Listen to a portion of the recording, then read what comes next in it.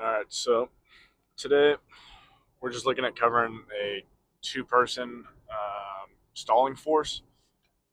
You'll never do this with less than two people. You can do it with more if you have the ability to, right? So you have the personnel; they are able to offload. I say offload. Offloading is the wrong word.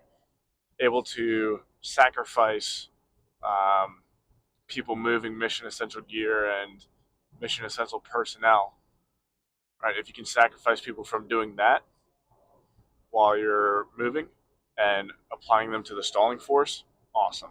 If you can't, no less than two.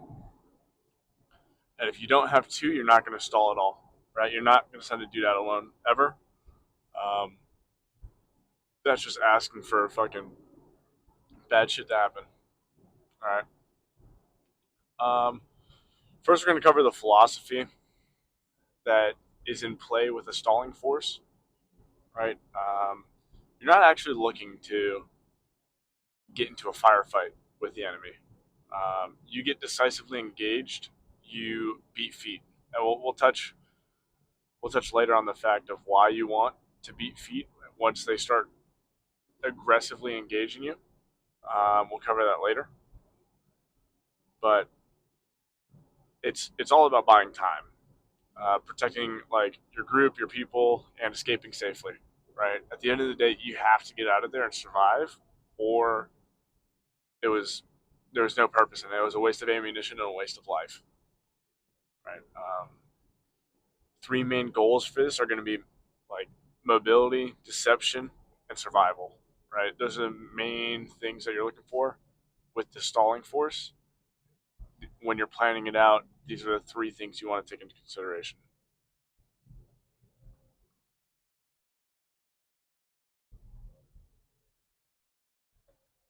All right. Cool.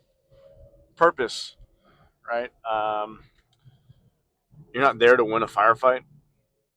You're not there to defeat the enemy. You're not there to kill as many as you can and wreak havoc. That's not your goal, right? You're a two-man team with limited logistics and limited support, right? What you want to do is slow the enemy down, confuse them, force them to waste time, waste equipment, waste ammunition, um, make them use resources that are limited, and make them expend those while trying to gauge the size of your force and or while they're hunkering down, make them use time. Time is the most valuable resource. You can never get back that second that just passed, that minute that just passed. You watching this video, you'll never get this time back, right? Like you've made a decision to watch this video. I appreciate that. Your mission is to delay, not destroy. If you keep that in mind, that's the best way to think about it. It'll really help you hash out your goals, and while you're doing your pre-mission planning on this sort of stuff, it'll allow you to, we'll say, better appropriate resources to it. We've got a couple of key principles for stalling. Number one, and this goes for everything, especially in the civilian world if shit hits the fan, because let's be honest, your Second Amendment's not about hunting. It's not about homesteads, like, and intruders. It is about a tyrannical force that I'll leave it there. It is not about hunting. I'm sure you're all aware. Number one, do not, do not, do not get caught. Always have an escape route and always have a secondary, a tertiary.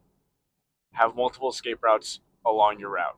Don't just rely on one thing, because the moment that's cut off, now what? Look bigger than you are. A small team, right? You can make a facade of being many by just moving and shooting. Shoot, move. shoot, move, shoot, move, break contact. You have to hit fast and aggressive. This is what's really going to sell the fact that you're a larger force. The more aggressive you are, the the more how do I say it? The more seriously the enemy has to take that contact, and the longer they'll actually dig in. If you can get them to deploy like their medium machine guns, or get them to establish like a hasty fighting position, perfect. They're going to be there for like the next hour, sometimes less, depending, right? But so long as there's sporadic gunfire going towards them, they will be there, and some time after. We don't have logistics. You have what you have for your whole group, right? Conserve your ammo. You don't have a full military logistics battalion and the industrial complex of war supporting you. You have whatever is in your reserves, and if you are to find ammunition anywhere else during these trying times, good for you. Consider yourself lucky. But how much do we trust that? You know, conserve your ammo, but also, as I previously stated, be aggressive, be assertive with your contact. Short controlled bursts, like we have FRTs now. Short controlled bursts, or well aimed sniper fire, or just accurate fire upon the enemy will suffice. Pop 1 to 2, maybe 3 shots off, and you have effectively caused them to take cover, and now they're going to react to contact. Never stop moving. The moment you stop moving, that larger force is going to, 1, locate you, 2, fix you into a position, and 3, destroy you. Right? The moment you fight from the same spot twice, you're dead. Do not allow them the advantage of knowing where you're at. Pop a couple shots off, leave. Set up a secondary hasty ambush. Sorry, driving. Set up a secondary position. Wait for them to come again. Rinse and repeat. That is how you conduct this. We touched on the execution a little bit there. Let's start. Let's start from the beginning with that. As for the execution of this, everything starts with planning. What do we want first? We want to pick our terrain. Pick our terrain wisely, right? You want something that the enemy will be canalized or limited in their movement in this area, i.e., a ravine, um, a major roadway, right? Like if they're on the highway, you can't just get off the highway. You're stuck. You're stuck until the next exit, right? Um, Trails, right? Like game trails. People aren't going to want to break brush if they can follow a game trail. People naturally want to follow lines of drift and or the easiest route, like the path of least resistance is what I'm looking for.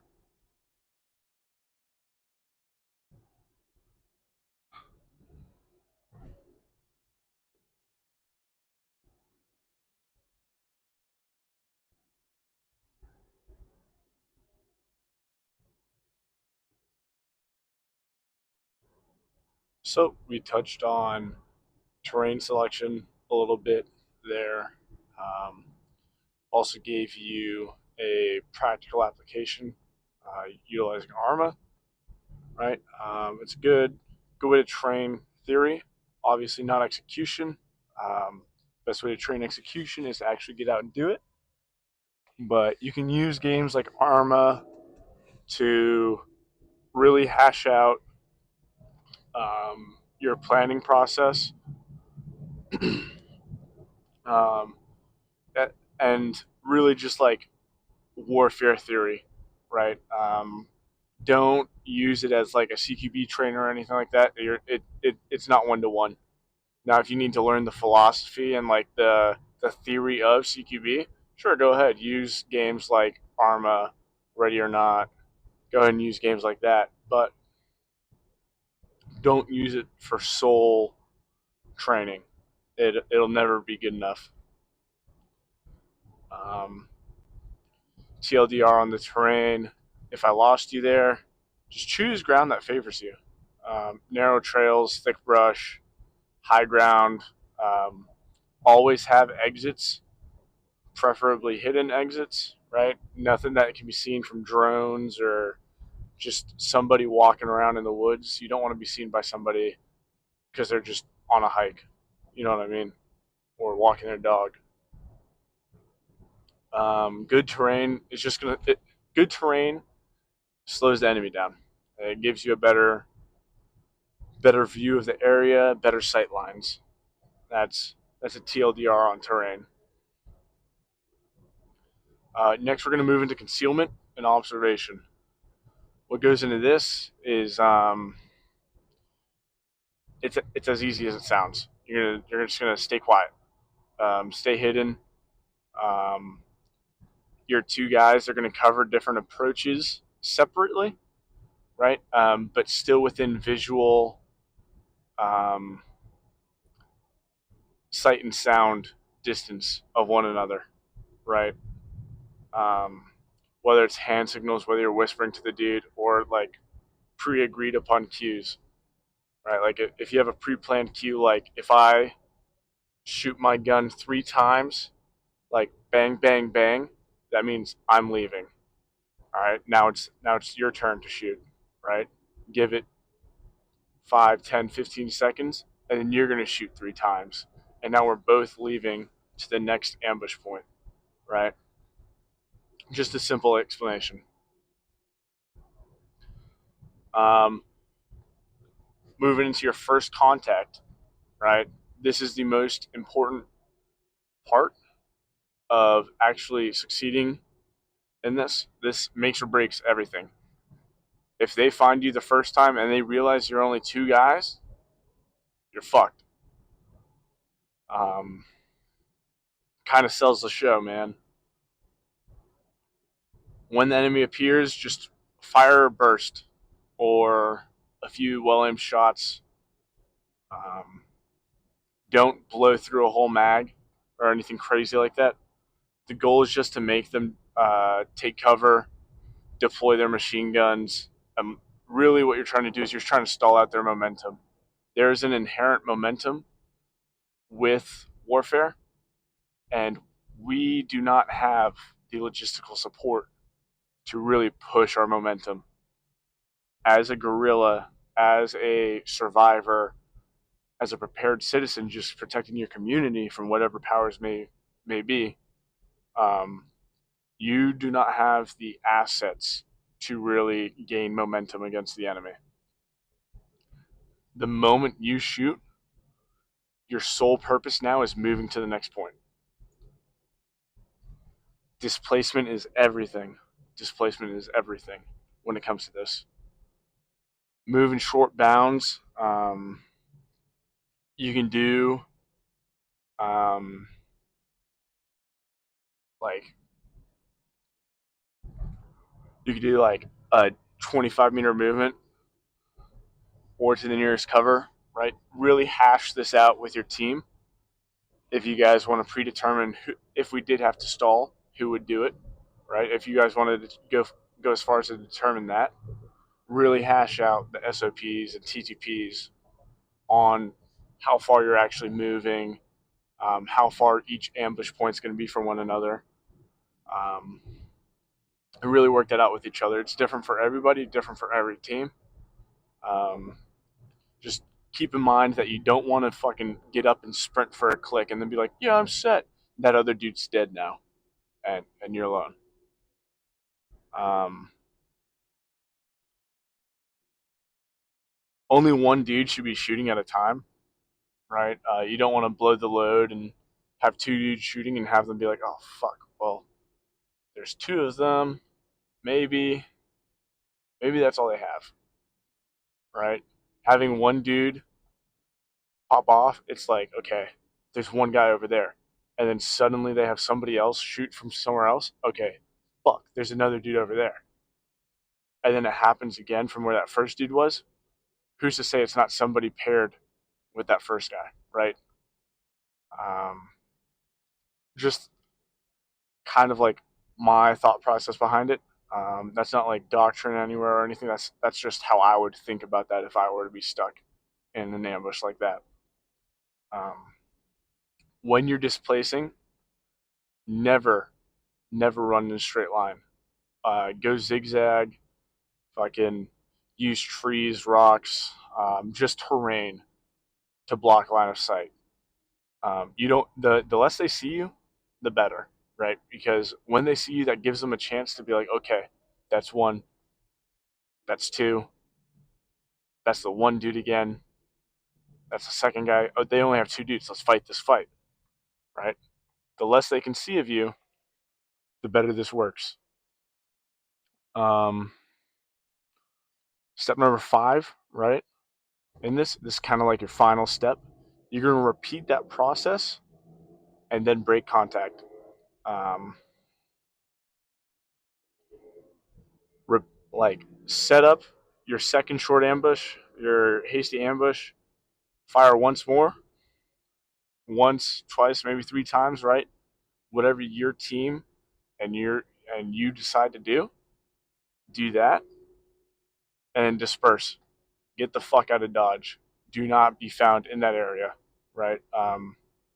You can repeat this once or twice if needed, but don't linger. The more you move, the harder it is for the enemy to pin you down and really fix you into position. After a couple of like pop shots, break contact completely, go back to your team and tell them, hey, we're moving now, like full steam ahead, get out of here. Um, this is really the major driving point that a lot of people fuck up when it comes to stalling is it's working now, let's stay and keep this, right? Going back to that momentum word, you start feeling like you have control of this battle. You don't. You have no way to fight a medium machine gun, a PKM, a 240 Bravo, right? You have no way to fight that. They have artillery, close air support, sometimes naval gunfire. They have tanks, BRDMs, BTRs, right? You have what? A rifle? Maybe one of those 37 millimeter launchers, right? You're shooting what? A smoke round? You are outgunned. Let alone, you don't even want to be in this fight, right? The more you shoot, the more likely you are to die. Why? Because every firefight is a chance of luck. Eventually, your luck runs out, man. Eventually, your luck runs out.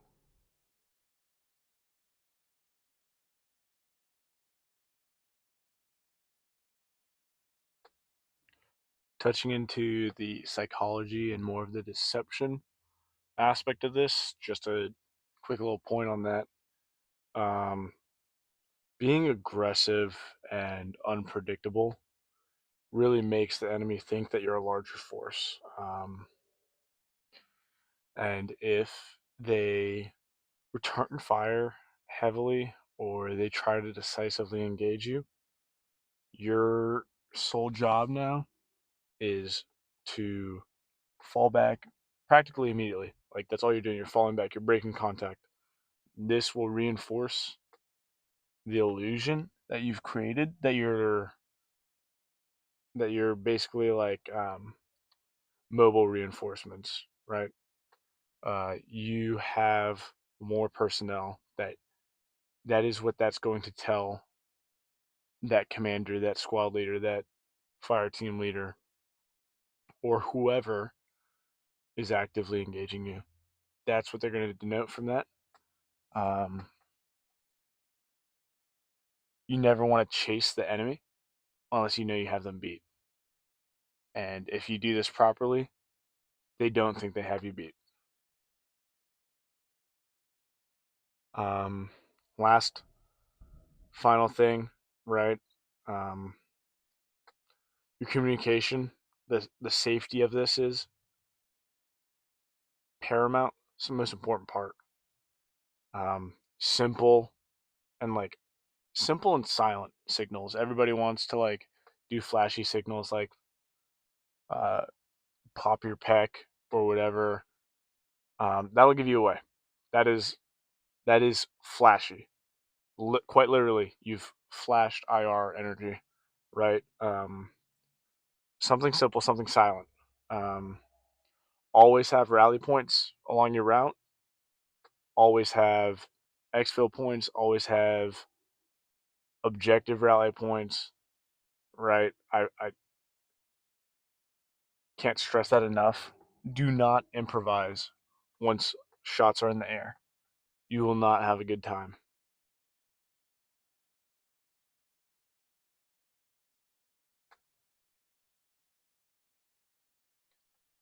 Just to sum it all up, right? A two-person team cannot win against a larger force. Um, but with like proper use of your terrain, quick, short engagements, and constant movement, that time that you need to buy, you have the money for it. You could buy that time. You can really just help your team escape, get out of where it needs to be, right? You doing this properly can make or break your team's survival, let alone yours. Three major words: delay, deceive, disengage. Have a good day, guys.